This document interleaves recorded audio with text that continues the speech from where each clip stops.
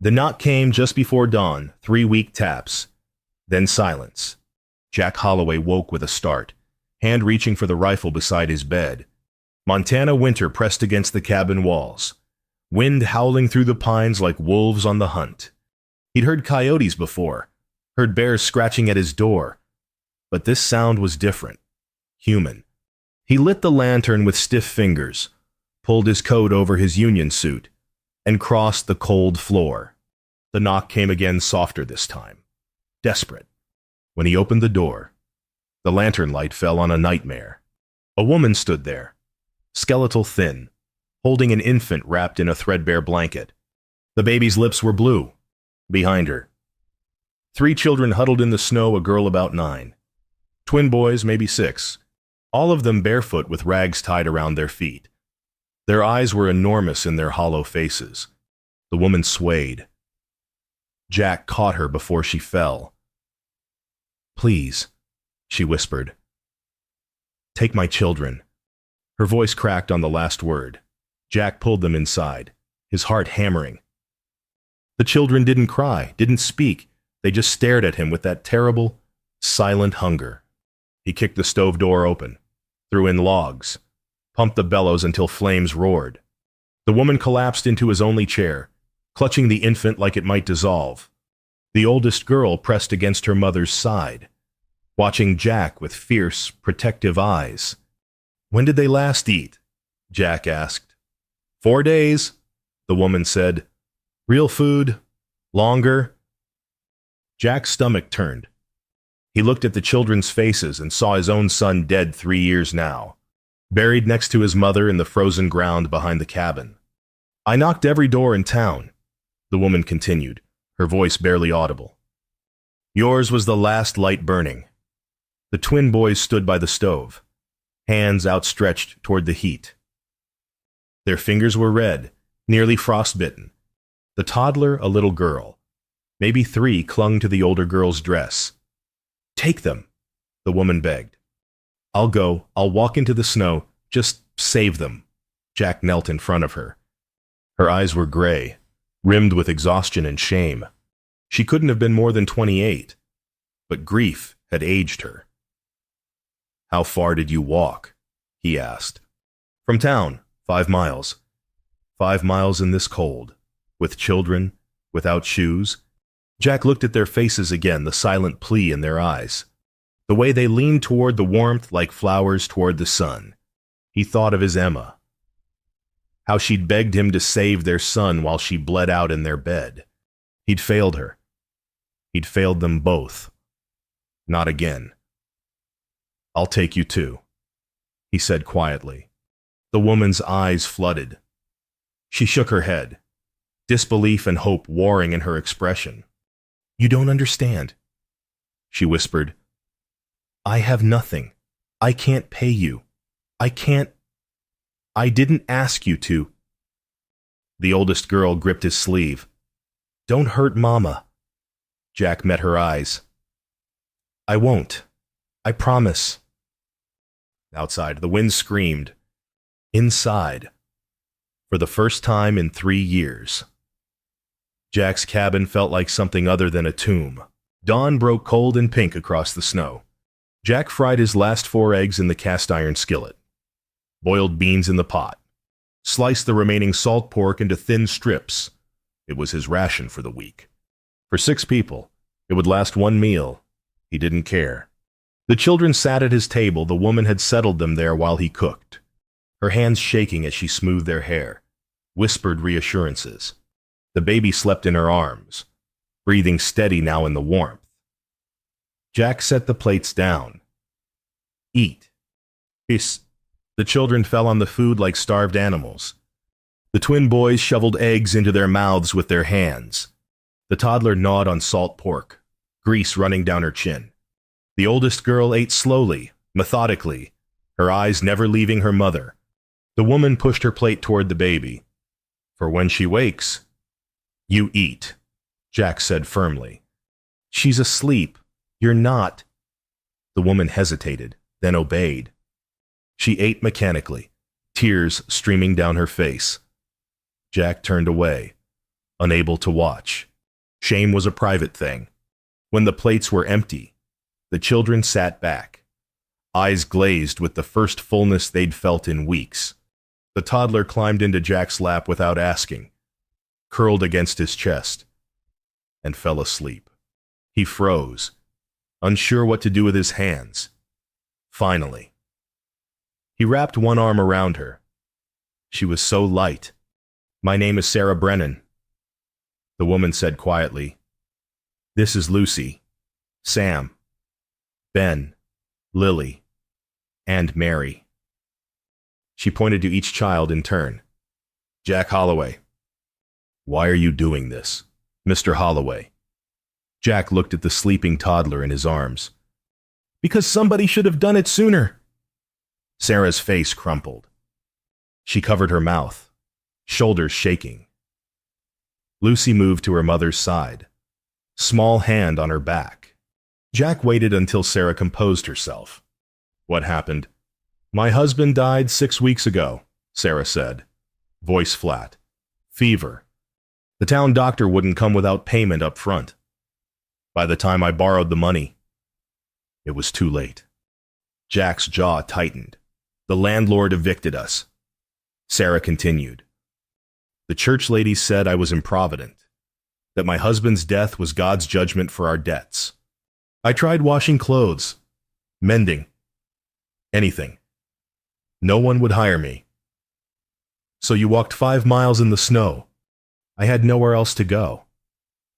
Jack looked around his cabin, one room, one bed, shelves nearly bare. Flour down to the bottom of the sack, beans almost gone, enough for 1 man through March. For 6 people, maybe 2 weeks. "I have to leave," Sarah said suddenly. "You've been kind, but I can't." "Where will you go?" Sarah had no answer. Jack shifted Lily in his arms. "You'll stay. We'll figure out the rest." "You don't have enough food." "Then I'll get more." How Jack didn't know yet, but he'd find a way. Sam and Ben had fallen asleep against each other by the stove. Lucy watched Jack with cautious hope. Sarah held Mary close, her gray eyes searching his face for deception, for cruelty, for the trap she'd learned to expect. She found none. "Why?" she whispered again. Jack met her gaze. "I know hungry. I know cold. That's enough." Outside, snow began to fall again, soft and steady, covering their tracks from town. Inside, for the first time in months, Sarah Brennan closed her eyes and felt something she'd forgotten. Safe. That night, Jack gave the children his bed. They piled in together, Lucy on the outside, the twins in the middle, Lily curled between them. Mary slept in a drawer lined with blankets, Sarah beside her on the floor. Jack took the rocking chair by the stove. He stared at the ceiling beams. Carved into the wood were initials J+E 1880, him and Emma, their wedding year. The memories came unbidden: Emma's laugh, her hand in his, the way she'd hummed while cooking. Then the blood, so much blood, and the midwife's face when she said, "I'm sorry, Jack, they're gone." Wife and son, both. Winter had taken them like it took everything. He'd carved those initials the day they moved in. Now they mocked him a monument to what he'd lost. A floorboard creaked. Sarah stood there, Emma's shawl wrapped around her shoulders. Jack had placed it there earlier without thinking. It had hung unused for 3 years. "I should go," Sarah said quietly. Jack looked at her. "Why, I'm a burden." "You're a mother protecting her children. That's not burden. That's strength." Sarah shook her head. "The town called me shameless for begging. Said if I was a decent woman, God would have provided." Jack's anger flared, hot and sudden. "God did provide. He sent you here." Sarah's eyes widened. She pulled the shawl tighter. As if it could shield her from kindness she didn't know how to accept. "I can work," she said. "I can mend, cook, clean. I can earn our keep. You already did." How Jack gestured at the cabin, the sleeping children, the fire crackling. The sense of life that hadn't existed 12 hours ago. You woke this house up. Sarah sank into the chair across from him. Mary stirred in her drawer cradle, and Sarah rocked her gently with one foot. The motion was automatic, maternal, ancient. My husband was a good man, Sarah said. Worked hard, loved his children, but he trusted the wrong people, made bad deals. When he died, the debts fell to me. That's not your fault. The town thinks it is. The town's wrong. Sarah looked at him, really looked. Her gray eyes were sharp, assessing. You lost someone. It wasn't a question. Jack nodded. My wife. My son, 3 winters ago. I'm sorry. So am I. Oh, they sat in silence. 2 people carved hollow by loss, filling the quiet with shared understanding. Finally, Sarah asked, what will we do about food? I'll go to town tomorrow, trade for supplies. With what? Jack touched the pocket watch in his vest, his father's. The only valuable thing he owned. I'll manage. Sarah opened her mouth to protest, then closed it. She was learning, slowly, to accept help without argument. Outside, wolves howled closer than usual. Jack stood, checked his rifle. Sarah tensed. They won't come near the cabin. Jack said, not with the fire going. But he heard the lie in his own voice. Wolves were getting bolder, desperate from the long winter. He'd need to reinforce the chicken coop before they lost what little livestock he had. Sarah rose, moved to the bed where her children slept. She smoothed Lucy's hair, adjusted Ben's blanket, touched each small face with infinite tenderness. When she turned back, Jack saw tears on her cheeks. Thank you, she whispered. Jack nodded. Words felt insufficient. Sarah returned to her spot on the floor. Jack added wood to the stove, settled back in the rocking chair. The initials above him caught the firelight J+E. Maybe Emma had sent Sarah here. Maybe this was forgiveness, a second chance at the family he'd lost, or maybe it was just survival. 2 broken people, 5 starving children, and 1 cabin against the cold. Either way, Jack thought as sleep finally took him. He'd see it through. Outside, the wolves howled again. Inside, 6 people breathed steady and warm. For now, that was enough. 10 days passed like a slow thaw. The cabin transformed. Sarah mended the torn curtains, swept the floors until they gleamed, organized Jack's haphazard supplies with ruthless efficiency. Lucy learned to bake bread from dwindling flour. The twins, Sam and Ben, stacked firewood under Jack's patient instruction, and Lily the toddler followed Jack everywhere. Mr. Jack, she called him, tugging his sleeve when he split logs, climbing onto his lap during meals. Falling asleep against his shoulder each evening, Jack felt something crack open in his chest every time she said his name. Sarah watched from the kitchen, Mary propped on her hip, a small smile playing at her lips. Jack caught her looking once, and she blushed. Turning back to her work, the attraction was there, unspoken but undeniable. Their hands brushed, reaching for the same cup. Their eyes met across the room and held a beat too long. At night, lying in their separate spaces, both lay awake, listening to the other breathe. But survival came first. Romance was a luxury they couldn't afford. The supplies dwindled faster than Jack anticipated. He'd traded his father's watch in town for flour, beans, cornmeal, and seed potatoes. It should have lasted through March, but 6 mouths ate more than one, and winter showed no signs of releasing its grip. On the 10th night, Jack counted what remained: 2 cups of flour, half a sack of beans, cornmeal for maybe 4 more meals. He'd have to go back to town, and this time, he had nothing left to trade. Sarah found him at the table, head in his hands. How bad? She asked quietly. Bad. She sat across from him. There's work in town. I could. No. No, Jack, they humiliated you once. I won't let them do it again. Sarah's jaw tightened.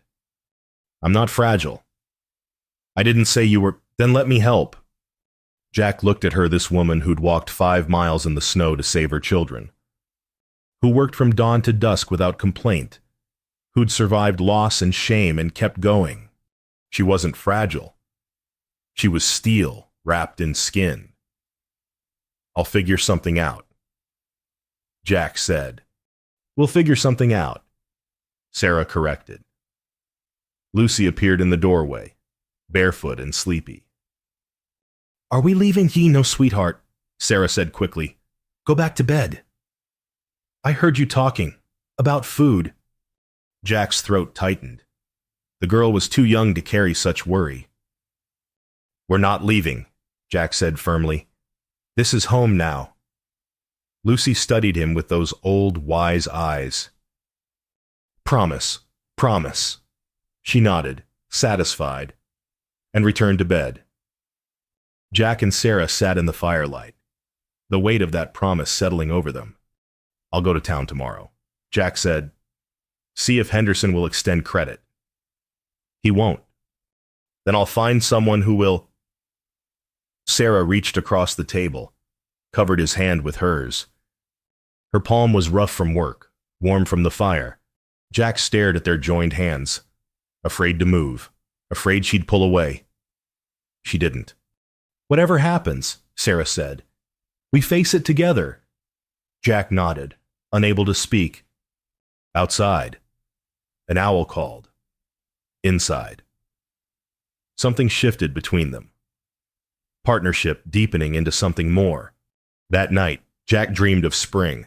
Redemption Springs was 20 miles of frozen mud and broken dreams. Jack rode in at noon, the town square bustling with Saturday commerce. Men clustered outside the saloon. Women hurried between shops. Children chased each other through the slush. He tied his horse outside Henderson's mercantile and steeled himself. The bell chimed as he entered. Henderson looked up from behind the counter, eyes narrowing. Holloway.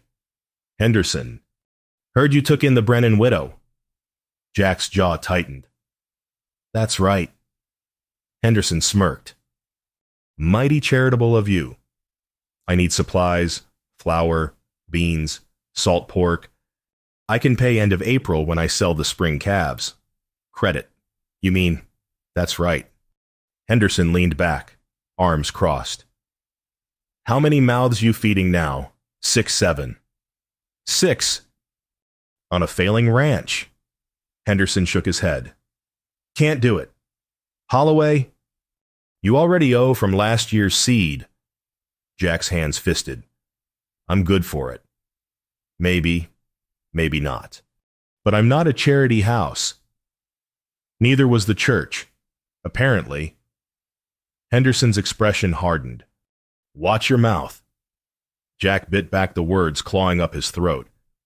He needed supplies more than he needed satisfaction. What about half now? Half in April. No credit. Cash only. Jack pulled out his remaining coins. $3. Not enough for a week's supplies. Henderson counted it, slid it back. Not enough. Behind Jack. The door chimed. Mrs. Pruitt entered, the deacon's wife, nose already wrinkled in judgment. Mr. Holloway, she said coldly, I heard you're harboring that woman. I'm providing shelter to a widow and her children. Providing more than shelter, from what I hear. Jack turned slowly.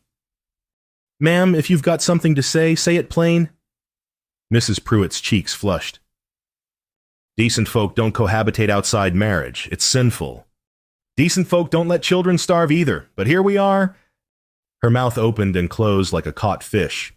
Henderson coughed, hiding a smirk.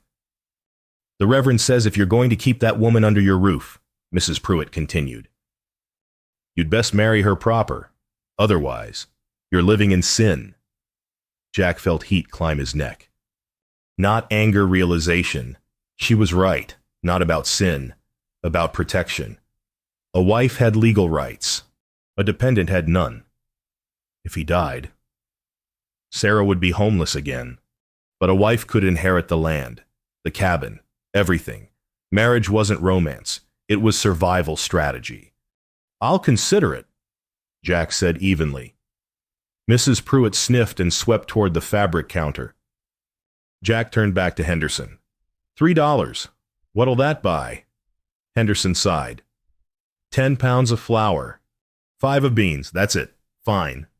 Jack took the supplies and left before his pride could sabotage him further. Outside, Reverend Stone stood waiting tall, weathered, eyes kind beneath bushy brows. Son, he said. Got a minute? Jack nodded. I won't preach at you. Stone said, but Mrs. Pruitt's got a point, even if she makes it poorly. That woman's reputation is hanging by a thread. Yours too. I don't care about my reputation. Maybe you should, for her sake. Jack looked at the Reverend, a good man, one of the few who'd spoken against the town's treatment of Sarah. You think we should marry? Jack said. I think if you're committed to caring for her and those children, making it legal protects everyone. She might not want to marry me. Stone's eyes crinkled. Son, I've seen how she looks at you. She'll say yes. Jack's heart hammered. He hadn't let himself think that far. Hadn't dared hope. I'll talk to her, he said finally. Stone clapped his shoulder. Good man. Jack rode home through the afternoon cold, supplies tied behind his saddle, mind churning. Marriage. To Sarah, the idea terrified and thrilled him in equal measure. When the cabin came into view, smoke rising from the chimney, children's voices drifting through the trees, Jack realized something.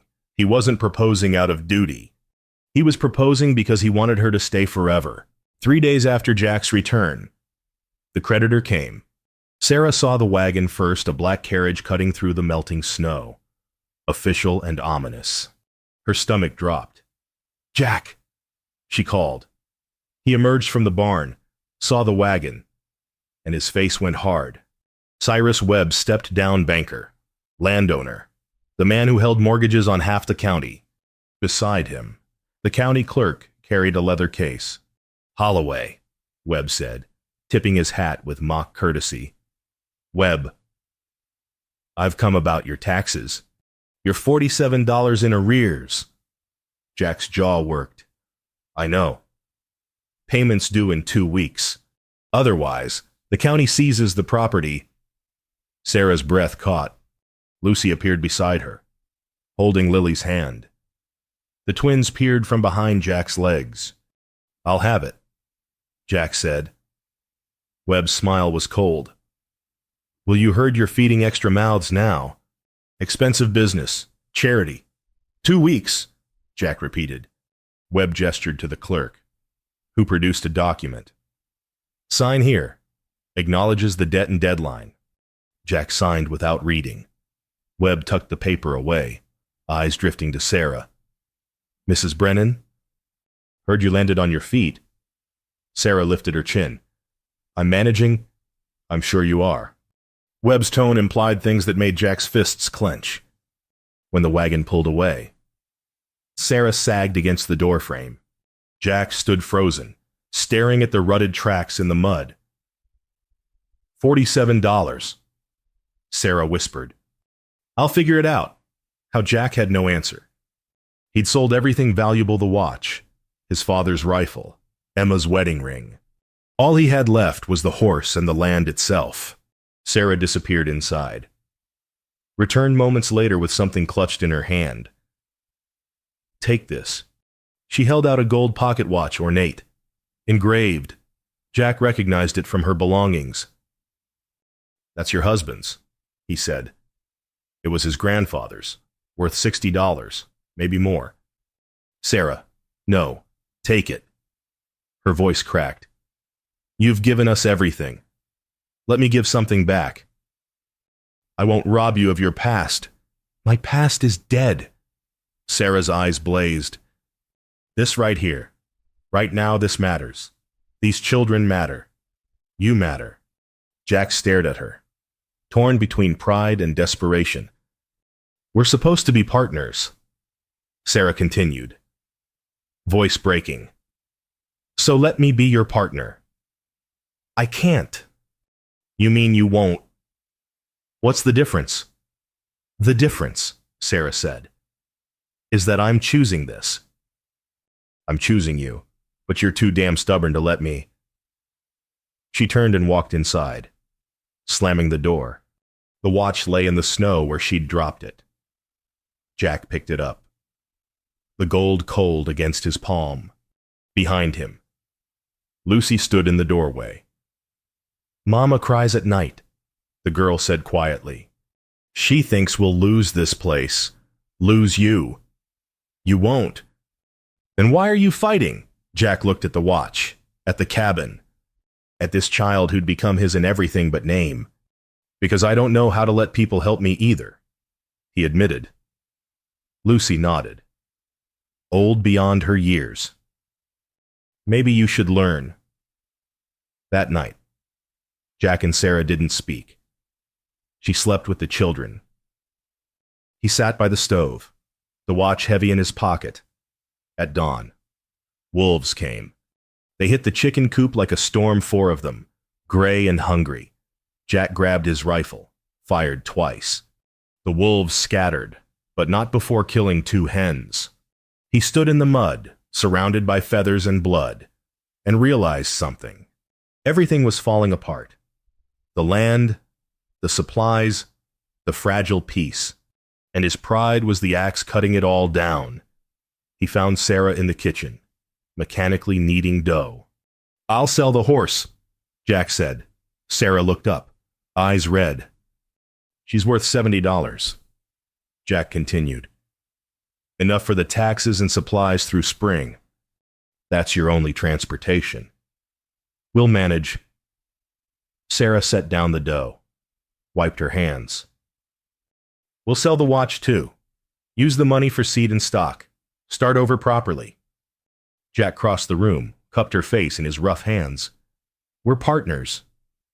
Yes. Then we decide together. Sarah nodded, tears spilling over. Jack kissed her forehead, gentle, reverent. Outside, the wolves howled. Inside, 2 people made peace with sacrifice. Together, the blizzard came from nowhere, a late winter monster that turned the world white in minutes.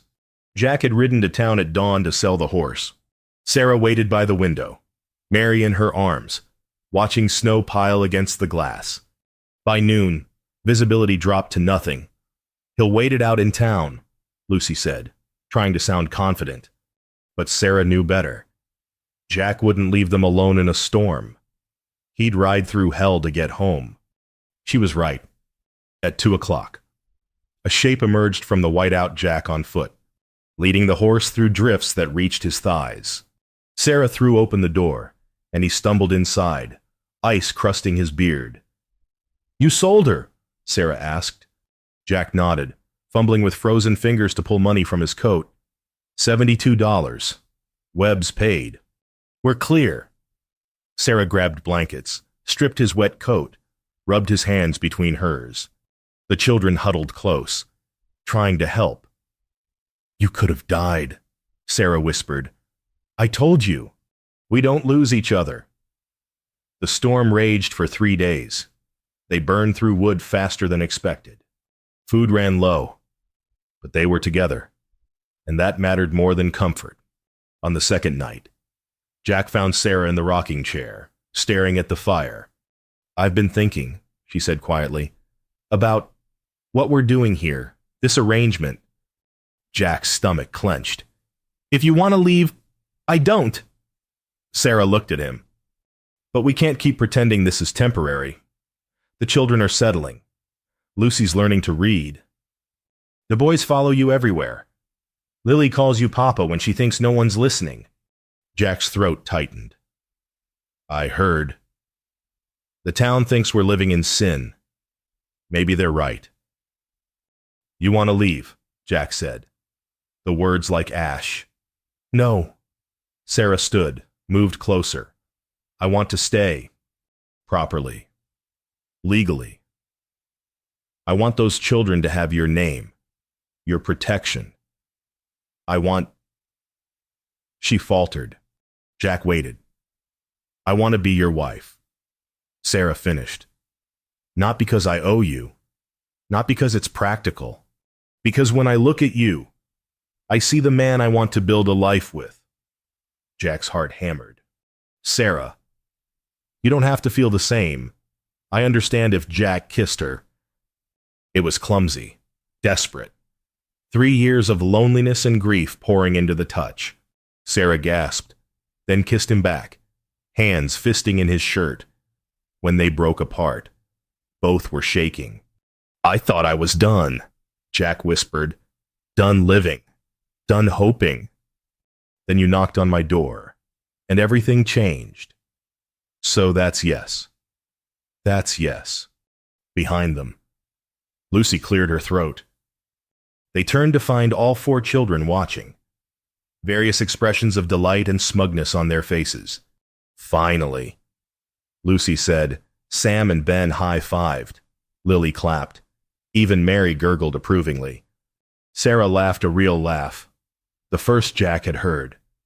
The sound filled the cabin like light. Outside. The storm howled. Inside. A family took shape. 2 weeks later. Jack and Sarah stood before Reverend Stone in the courthouse. The town had turned out curiosity, judgment, and a few genuine well-wishers.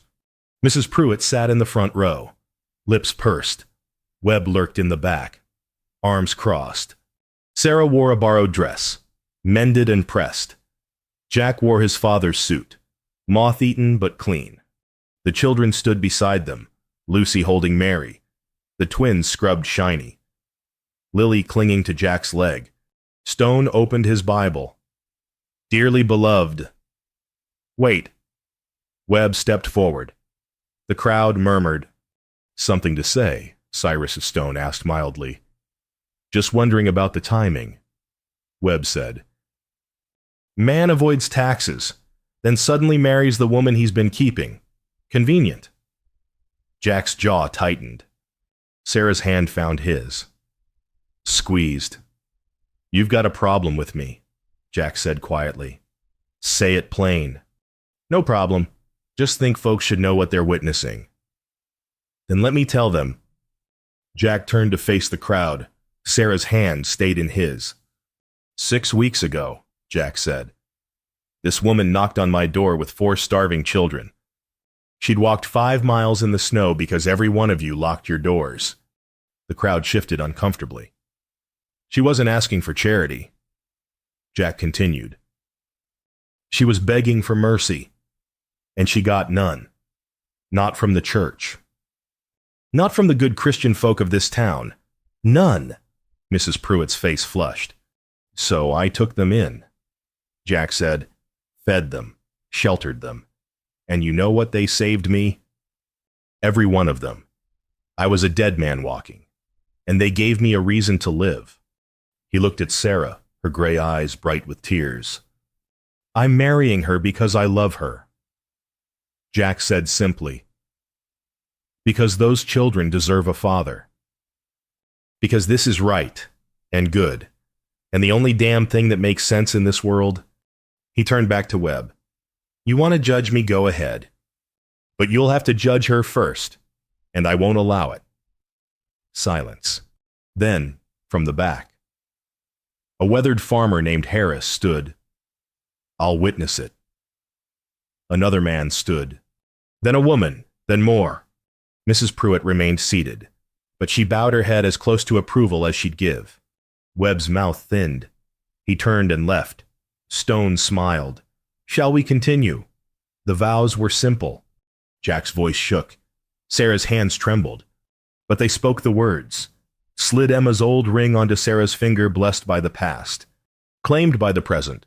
I now pronounce you man and wife. Jack kissed his bride, and the courthouse erupted in applause. Outside, Harris pressed $10 into Jack's hand. For the children. Others followed $5 here, A bag of flour there, canned goods, a quilt, the town's conscience stirring at last. Jack and Sarah climbed into the borrowed wagon. Children piled around them as they rode home. Sarah leaned against Jack's shoulder. "Think they'll remember this kindly?" she asked. "Don't care," Jack said. "I've got everything I need right here." Lily tugged his sleeve. "Papa," Jack's heart stopped. "Yes, sweetheart." "Are we really a family now?" Jack looked at Sarah, at the children, at the future stretching before them. "We really are." Spring came slowly, then all at once. Snow melted into mud, mud dried into earth, and earth cracked open with green shoots. Jack and Sarah worked the garden side by side, him digging furrows, her planting seeds. The children scattering straw mulch. 6 weeks since the wedding. The cabin bore signs of permanence, now curtains Sarah had sewn, shelves Jack had built. Children's drawings pinned to the walls, and Sarah's belly, just beginning to swell. Jack noticed when she paused to press her hand there, a small smile on her lips. She caught him watching and blushed. When he asked softly, "November, I think," Jack pulled her close, kissed her temple. "Emma would have liked you." "I hope so."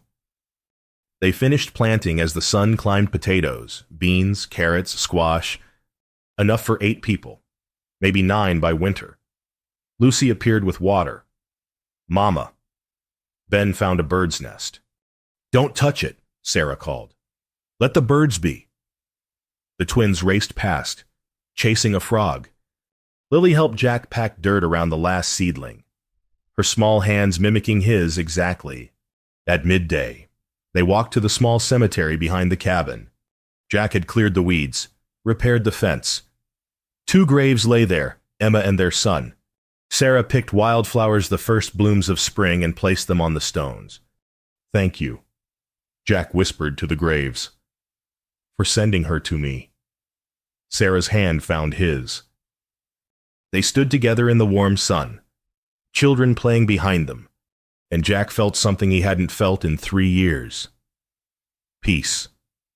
That evening, they gathered on the porch, Jack in the rocking chair, Sarah beside him. Children sprawled at their feet. Mary dozed in Sarah's arms. Lily leaned against Jack's leg. "Tell us a story, Papa," Lucy said. Jack thought about the knock before dawn, the desperate woman with starving children, the choice that changed everything. "Once," he began, "there was a man who thought he was finished with living." "Was he sad?" Ben asked. "Very sad. What happened?" Sam pressed. Jack looked at Sarah, at her smile, at the love in her eyes. "Someone knocked on his door," Jack said, "and everything changed." The children listened, rapt.